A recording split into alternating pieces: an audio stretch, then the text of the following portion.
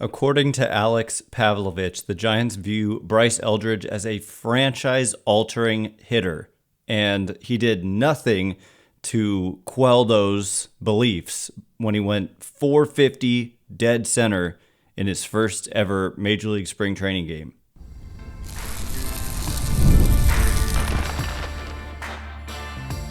You are Locked On Giants, your daily San Francisco Giants podcast. Part of the Locked On Podcast Network, your team every day. Hello and welcome to Locked On Giants, part of the Locked On Podcast Network, where it's your team every day. My name is Ben Kaspick, and on the show we provide episodes 3 days a week for now, back to 5 next week, talking about the San Francisco Giants in a way that's data-driven and rational, but also simple, passionate, and accessible to all. I'm a former contributor for the baseball statistics and analysis websites Beyond the Box Score and RotoGraphs. I've been podcasting about the Giants since 2015, hosting this show since prior to the 2019 season, and I'm a lifelong Giants fan. Thank you for making Locked On Giants your first listen every day, 3 days a week for now, back to 5 next week. Like I said, we're free and available wherever you get your podcasts, including YouTube. Check us out there if you have not already, and please just hit that subscribe button wherever it is that you're following the show. Today's episode is brought to you by FanDuel. Right now, new FanDuel customers can get $150 in bonus bets if your first $5 bet wins. Download the app or head to FanDuel.com to get started. And where we get started is just by revisiting Bryce Eldridge, somebody we talked about last week and somebody we've been talking about pretty much since he was drafted, and certainly last year when he tore it up through the minor leagues at age 19 and turned 20 in October. I think October 20th, turned 20. So he's 20 years old right now. He's 6'7". He's in Major League camp for the first time. And in his first Major League spring training game, he hit a ball 450 feet on the nose to dead center field. And it was over 110 miles an hour, like 110 point something miles an hour. And that's, you can't fake that kind of power. And that's the thing about Eldridge. If you talk to scouts or read scouting reports, is that his power is just considered to be off the charts. Not there. I think Keith Law kind of doesn't think that he'll get to all of his power or whatever, but most do. And I'm going to reference what we talked about last week, which is the Zips projection system, and how Zips has Bryce Eldridge as baseball's 6th best prospect right now. And it differs from the scouting view. FanGraphs ranks him 26th, and that's kind of universally roughly where I see Eldridge on like scouting based lists. I think the scouts are a little more hesitant to rank someone so aggressively when they have such little time in the upper minors and they're so young. But the computer is like, nah, we're just going to aggressively rank him here. And like, if it tracks, I don't know the exact ages of these guys, but if you look at the 5 players ahead of Bryce Eldridge on Zips's top 100 list, Roki Sasaki is number 1 on Zips and number 1 on FanGraphs. And when I say on FanGraphs, I mean their scouting report top 100 list. Carson Williams is number 2 on Zips, number 10 on FanGraphs list. Samuel Basayo is number 3 on Zips, number 5 on FanGraphs. Roman Anthony, number 4 on Zips, number 2 on FanGraphs. Dylan Cruz, number 5 on Zips, number 3 on FanGraphs. So what you're seeing, not a single player in Zips's top 5 was out of the top 10 on FanGraphs, and all but one were in the top 5, and that was Carson Williams, who was out of the top 5.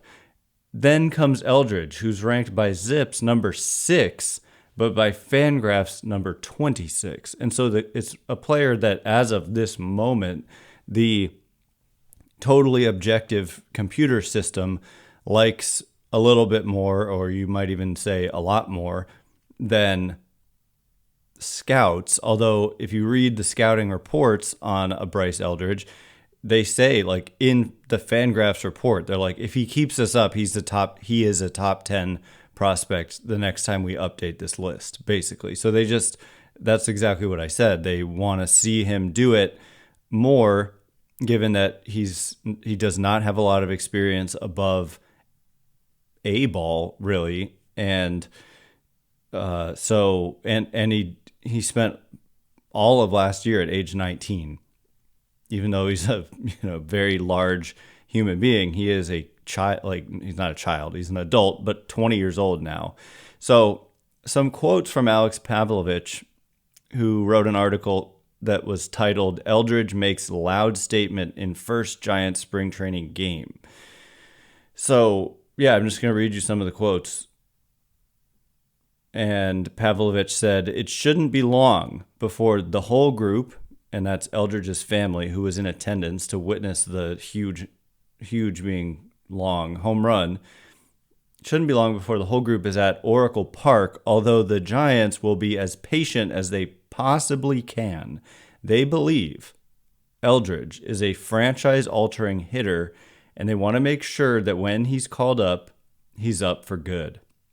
They view internally that his glove isn't yet ready for the big leagues, although that's not the 20-year-old's fault. Drafted as a two-way player, he was moved to first base last spring, and a lot has been thrown at him over the past year. Eldridge has worked hard at the position and talks excitedly of all he can pick up this spring. For the next few days, he'll learn from six-time Gold Glove Award winner JT Snow in camp as a guest instructor.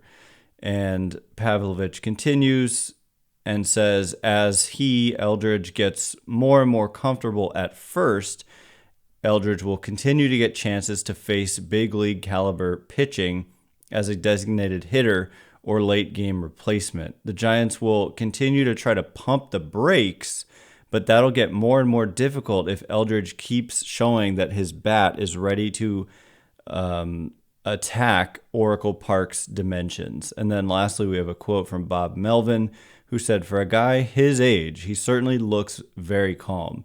2 strikes. The count was 0-2 when he hit the ball 450 to dead center. Semi trying to put the ball in play, and he hits it 40 feet over the center field fence. We've seen a lot of that in his at-bats in live batting practice sessions and batting practice. He just looks very hitterish all the time. It's nice to see him get off to a good start after his first at-bat in which he struck out. Hitting a home run like that, it makes you feel good and makes you feel like you belong. So yeah, we're not going to get overly carried away by one single spring training stat or at-bat, but when you hit it 450 in your second at-bat, we're going to talk about it when you're a prospect ranked this highly. And I'm just going to reread something I read last time when we were going through Zips. And what Dan Zimborski, who is the creator of Zips, wrote about Eldridge is that Eldridge is the highest ranked first base prospect Zips has seen in some time. Last year, the top ranked first base prospect was ranked all the way down at number 57. So to see Eldridge at number 6, I mean, that's huge.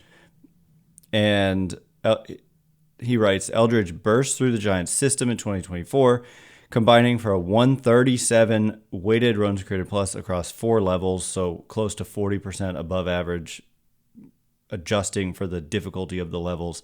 And he doesn't turn 21 until this year's playoffs. He already has a 97 weighted runs created plus projection, so that's roughly major league average right now at age 20. And while Zips doesn't actually assess things this way, he certainly looks like a first baseman. Not all of his comps ended up working out, but 2 of the top ones are Boog Powell and David Ortiz. I'm sure the Giants would be very happy with either. And so it's just something to be excited about. I mean, Boog Powell, David Ortiz, very, very excellent players. David Ortiz, Hall of Fame. Boog Powell, certainly no slouch either. We went over this last time we read through this. But Anyway, just wanted to report that. Again, it is spring training. For all we know, that could be his only hit in the spring. And Pavlovich was pretty clear the Giants are trying to pump the brakes and possibly send him to Double-A, even though he ended the season in Triple-A, possibly send him to Double-A to start 2025. So coming up in just a minute, more about young players.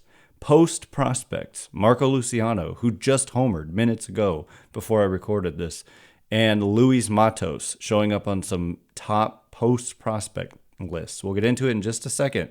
And before we do, today's episode of Locked On Giants is brought to you in part by FanDuel. When the game tips off, the NBA action is just getting started, and there's no better place to get in on it than FanDuel, America's #1 sportsbook. With FanDuel, you can place live bets throughout the game. So even if you miss the opening tip-off or want to bet on a fourth quarter comeback, you can stay in the action. And if you're looking for a bigger payout, you can even combine your live bets into a same-game parlay. I love using FanDuel's live betting feature because it keeps every moment of the game exciting. Whether I'm backing my team, the Warriors, of course, for a late-game rally, or picking a player to hit a clutch three, and we all know who I'm picking for that, I never feel like I missed my chance. Plus, the app is easy to use, and when you win, you get paid instantly. Right now, new FanDuel customers can get $150 in bonus bets if your first $5 bet wins. Just visit FanDuel.com to join today. That's FanDuel.com for your shot at $150 in bonus bets. Make every moment more with FanDuel, the official sports betting partner of the NBA.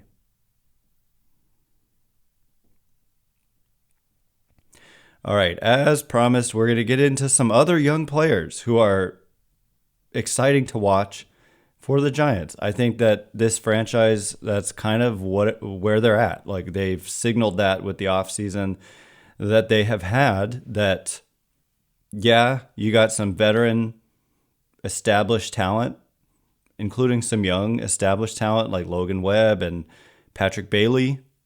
And then the veteran guys I'm talking about that come to mind are, of course, Willie Adames and Matt Chapman, both of whom signed for over $150 million over the next 6+ seasons each. And some young talent in the bullpen. But then you've got your Tyler Fitzgerald, Heliot Ramos, Bryce Eldridge coming. You've got Luis Matos, Marco Luciano, and then a lot of young pitching. Hayden Birdsong, Landon Roop, Carson Wisenhunt, and I always feel like I'm forgetting like 5 guys. Tristan Beck, Sean Jelly. I mean, just a lot of young talent. And then not to mention Ryan Walker, Camilo Doval, guys like that. And so seeing them develop is going to be a huge part of this franchise moving forward, I think. And I think fans have been calling for that for a long time, to like let the young guys play. Well, the young guys are here. That's the thing, is they weren't yet here. And I think there will be a lot of talk about Bryce Eldridge should make the major league team out of spring training. But, who am I to say? I'll have to, none of these games are televised by the Giants. Very, very few. So I can't even watch them if I wanted to. So that's unfortunate. But so he's probably like very, very unlikely to make the opening day team. If you just look at how little he's played above the lower levels of the minors, that would tell you why. And he does need to work on the glove. And that was in the scouting report too, not the computer report, but the actual scouting report is like, this guy's going to be a middle of the order impact hitter, but he needs to work on his glove. But then they say it almost doesn't matter how good he is with the glove because he's that good of a hitter. So that's exciting. It's exciting. But there's also this article on FanGraphs called Prospect Limbo, the best of the 2025 post prospects. And 2 Giants appear on this list. I didn't actually count how many players there are. I'm not going to do that right now, but it's not that many. But Luis Matos and Marco Luciano appear on this list, and I'm just going to read through what they have to say. So Marco Luciano gets listed here as a second baseman / outfielder. Giants have made it pretty clear he's an outfielder, but I agree. They've clearly moved him off of short, and if he were ever to go back to the infield, it probably would be at second base. I suppose third, but like Chapman is there, so I don't know. He seems to be an outfielder for now, and again, I can't watch him in spring to get a read on what he's looking like out there, but the beat reporters who are there will provide that info as they're at the games and can watch when Luciano's out there. Anyway, so this is written by Eric Longenhagen, the lead prospect analyst at FanGraphs. And he said of Marco Luciano, I started to move off of Luciano prior to the 2023 season when he fell to the very back of my top 100, then was completely off it in 2024. Not only had he made zero progress as a shortstop defender, but cracks began to show in his offense. Across the last couple of seasons, opposing pitchers' fastball velocity climbed while Luciano traversed the minors. His ability to pull fastballs completely evaporated. He can crush a hanging breaking ball, but his bat path is such that he can only really inside out heaters, meaning fastballs, to right field. Through my own learned experience, this has become a warning sign when it's true of low-level prospects. If Luciano can't pull fastballs when they're 92 miles an hour, what happens when they're 95? Well, we're finding out that it means he has a 70% contact rate, and that in effort to be more on time against fastballs, he's lunging at sliders and missing 40% of those. For a player who is only now just starting to learn the outfield and therefore not really bringing anything polished to the table at the moment, that's a problem. The late transition on defense was a stubborn misstep, probably by some combination of Luciano and the org. The Giants were perhaps trying to preserve Luciano's prospect value for as long as possible, which I suppose worked to an extent, just not here at FanGraphs. He's right. There were other places that still had Luciano super high. By leaving him at shortstop and hoping nobody would notice he couldn't actually play there. The good news is that Luciano still hits the ball really hard, as do the couple of good big league outfielders who power through their sub 70% contact rates, which appears to be what Luciano will have to do. Think of guys like Teoscar Hernandez and Brent Rooker, who broke out in their late 20s. Outcomes like that are perhaps an eventuality for Luciano, but the Giants aren't exactly in a long-term rebuild such that they'll be happy to wait around for it to happen. Luciano is also entering his final option year, which means if they want to retain him, those growing pains will have to occur under the big league spotlight. His tenure with San Francisco has been painted into a bit of a corner. He's still a 40-plus future value player for me, and I think Luciano will have a meaningful power-hitting peak in his physical prime, but I think that's more likely to occur in a different uniform. So, being an insider, as I would call myself, just locked on Giants, right? Just look at the name. I think that they may actually be more willing than Longenhagen thinks to deal with the growing pains with Luciano, rather than just be like, no, we need a veteran to plug in wherever. I think if the Giants believe that a Teoscar Hernandez or Brent Rooker like breakout is possible at some point in the not too distant future, although he did say late 20s, and Luciano is not there yet. He is 23, doesn't turn 24 until September. 5 years from now, are they going to wait? Probably not, but we'll see. I just think that they're more. Buster Posey recognizes the critical point that I think Buster Posey thinks it's critical that they have young players break through in order for this team to have success. And so giving up on a guy who has the potential to turn into Teoscar Hernandez or Brent Rooker, and just look up Brent Rooker's last couple seasons with the A's, it's bonkers.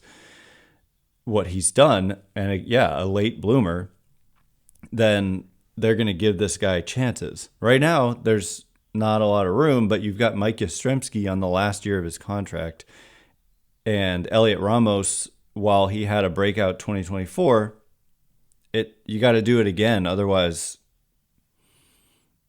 it's just, you don't really trust one season of a breakout necessarily unless it's just off the charts. And it was really good for Ramos, but we got to see it again. And so there's a path for Luciano to get a lot of playing time this year. And it probably comes with performance in the upper minors. And, Yaz always pulls a hamstring here and there, and then put him in left or right and see what happens. So moving on to Luis Matos, who's also listed here, the write-up is as follows from Longenhagen. I'm still keen on Matos, who, despite some relevant flaws, is a special contact hitter with unique pull power characteristics. Matos graduated as a prospect as a 55 future value prospect in 2023, in part because I believed he could play a viable center field. And then in parentheses, he cannot, which I'm going to pause and say, yeah, I remember Kruk and Kipe were like glowing about him, talking about him as a glider. It was just ugly, in my opinion. I don't know what they were seeing. He cannot. He's not a center fielder. Corner, left field, probably. I mean, Ramos is there, but Ramos he's got the arm for right, so we'll see how that all plays out. He cannot. Continuing, quote, he spent most of 2024 at AAA and has struggled to find big league footing, slashing a career .235 average, .288 on base, .344 slugging in 400 total plate appearances across a couple of seasons. Despite a frustrating tendency to chase, Matos has still maintained high-end contact rates, 92% in zone, 85% overall, and he has a special ability to cover high fastballs with power. A body blow to Matos' fit on a big league roster is that he's a below-average corner defender. That's fine for guys like Juan Soto, Yordan Alvarez, Riley Green, Anthony Santander, but less so for one-note offensive performers, which is what Matos might be. Matos' chase and the way it saps his game power because he's putting suboptimal pitches into play makes it more likely that his future value hovers in that 30 to 40 range when you stack him against the other corner outfielders across the next several seasons. So I'm kind of confused as to, I'm still keen on Matos being the first several words of that paragraph, and then the last sentence saying it's more likely he's a 30 to 40 future value player, which is like below average. So I don't know, that seems a little bit conflicting, but yeah, clearly Matos has some things to work out, but we've also seen the ceiling when he was like the player of the week and just could not make an out for like 7 days and hit a bunch of homers. And so again, I think Luciano, like, whether you don't need them both to break out and become good, but if one of them does, it would make a big difference for this franchise. So coming up in just a minute, we're going to turn our attention to the injury bug. The Giants have had some injuries, including one that's pretty significant and has a lot of people talking. So we'll get into it in just a minute. And before we do,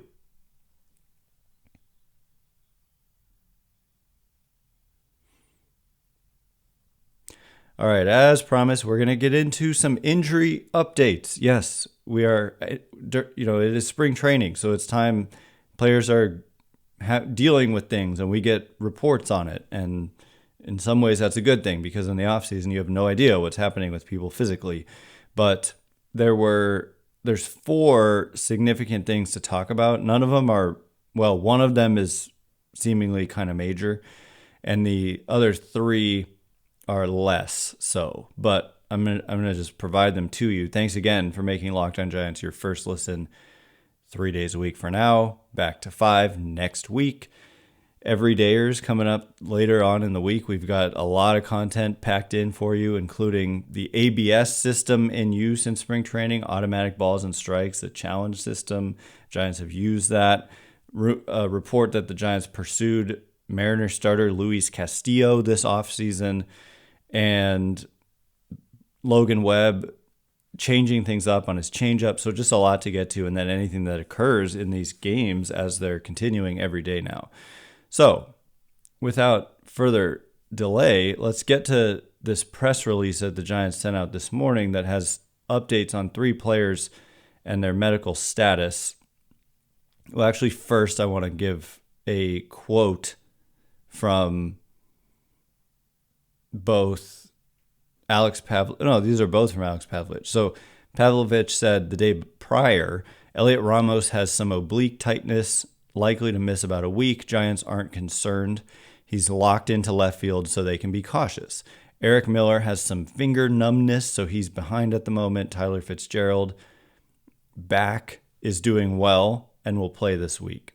And then Pavlovich said, the Giants say catcher. Oh no, that came later. So I'll get to that. So anyway, to update you on, it's interesting when the Giants sent out a press release this morning, they didn't include any updates on Eric Miller and his finger numbness, but they did mention Tyler Fitzgerald and Heliot Ramos and also Tom Murphy. But so Heliot Ramos, the Giants say right oblique soreness. So that's his, when he's hitting his back oblique. And they say he will start light baseball activities tomorrow, meaning February 25th. Happy birthday to my brother, February 25th. And Tyler Fitzgerald, lower back tightness. They say he is progressing with full baseball activity. He will hit on the field today, Monday, the 24th, and take ground balls. He should be back in games this weekend. So that's good. That's great. So neither one a concern. So that's what you want to see. Guys just deal with stuff like this during the spring. It happens every year.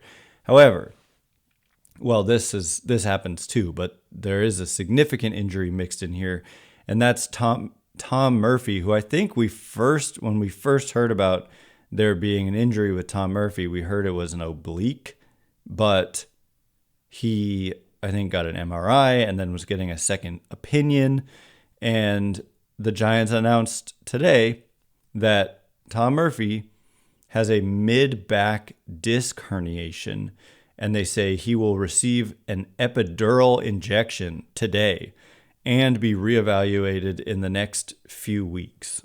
And so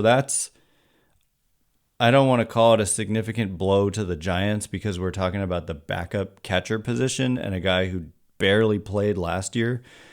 He was signed to be,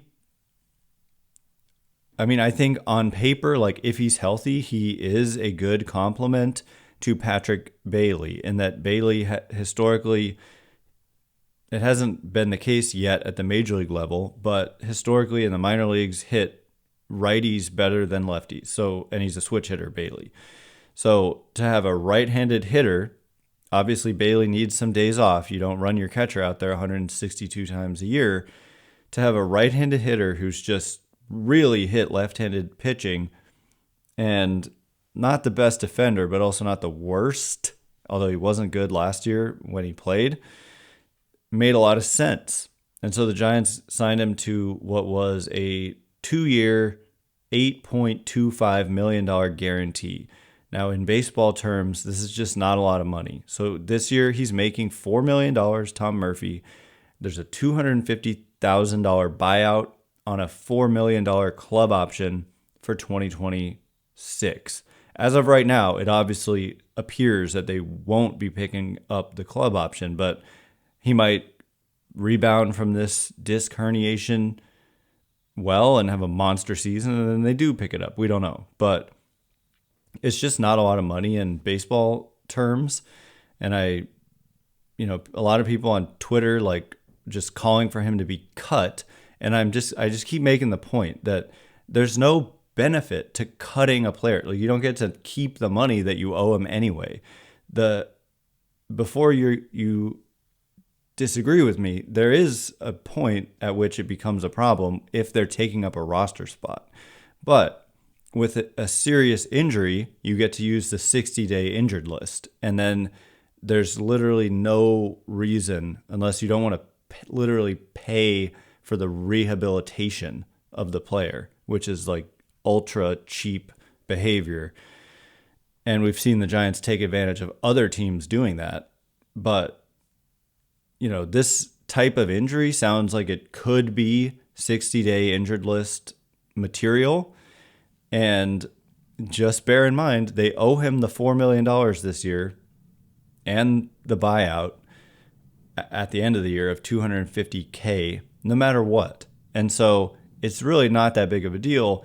In terms of the roster, it matters because I made the case, if healthy, he should still be the favorite to be the backup catcher, but he's not healthy. And so all of a sudden, you're looking at the other options, and they have Max Stassi in camp, and they have Sam Huff in camp, and they added another player from their own organization whose name I have trouble pronouncing, Adrian Sugaste.